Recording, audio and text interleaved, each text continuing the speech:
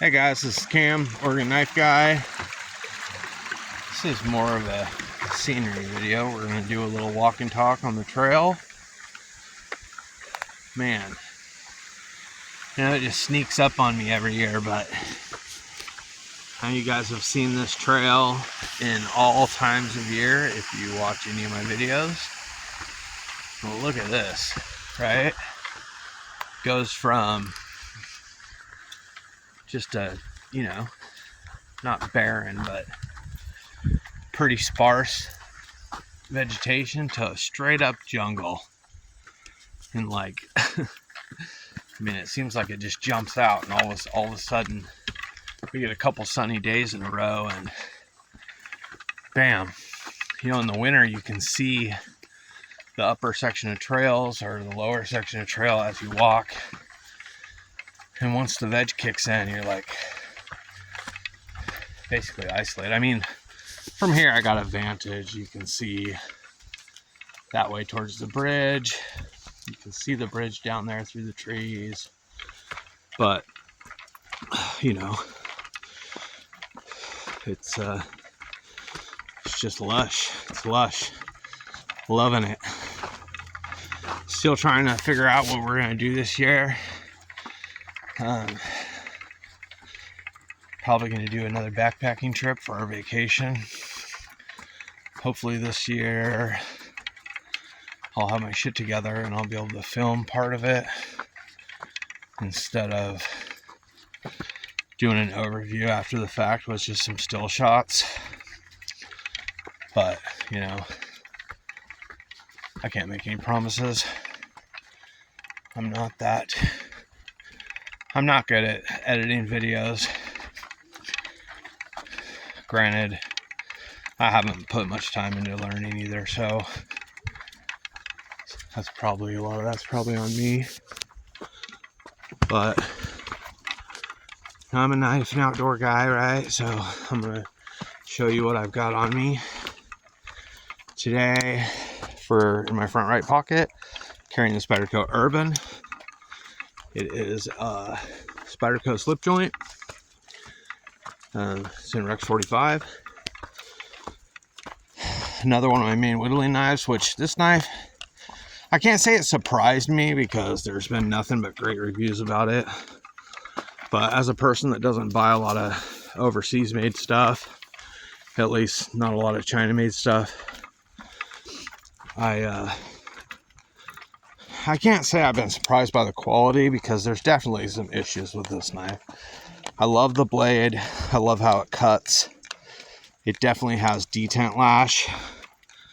It's got some wiggle when it's in the stop position and in the close position.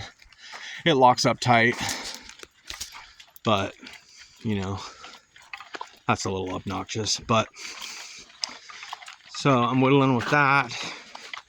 In my back right pocket, carrying the Native Chief. It's the standard model NS30V.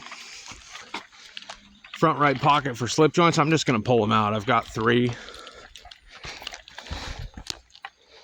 That is the Henkel's split back whittler, the Winchester dogleg whittler, made by Queen, and then Southern Knife is pretty interesting. It's got this little blade.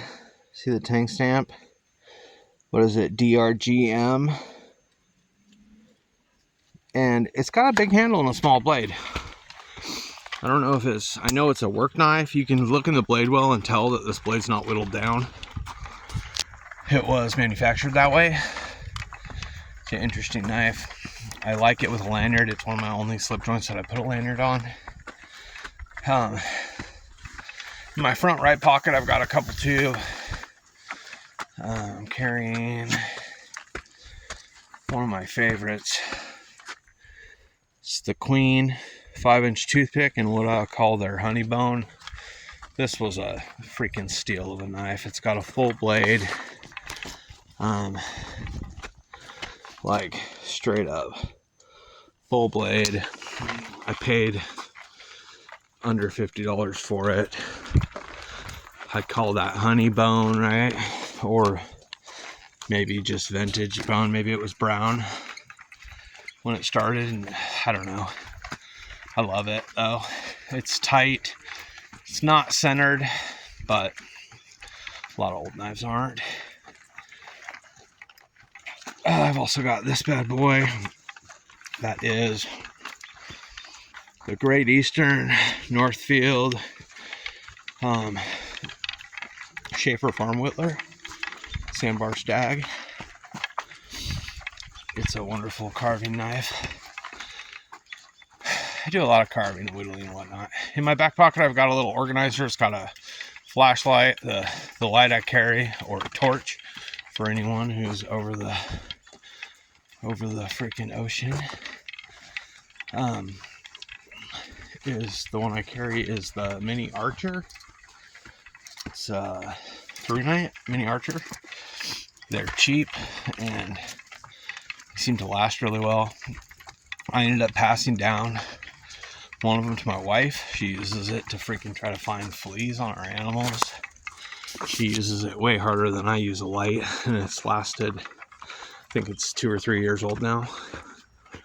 Just trucking. I got fixed blades along, damn, I just tripped. Along the front of my belt. Carry the Civivi Soaking. Love this knife. I'm totally gonna get the Modern Hunter. The Civivi Modern Hunter has that same handle, but then it has like a Scandi grind with a hollow, so like an S grind on a freaking fixed blade that you carry. Loving that. Blade's a little longer. This section don't look steep, but man, I'm just trucking uphill here. As always, got the White River M1 backpacker. I carry this knife in a Kydex sheath in this configuration, so it draws off my belt like that. I know it's not really a self-defense knife, but that's just the way I like to carry it. Keeps it tucked tight against my body. It's easy for me to draw that way and to put to work. I do a lot of skinning sticks, peeling bark and whatnot, you know? So that's that. Oh yeah, other than my 3-night Mini Archer, I've also got my GEC 44 gun stock. I love my GECs.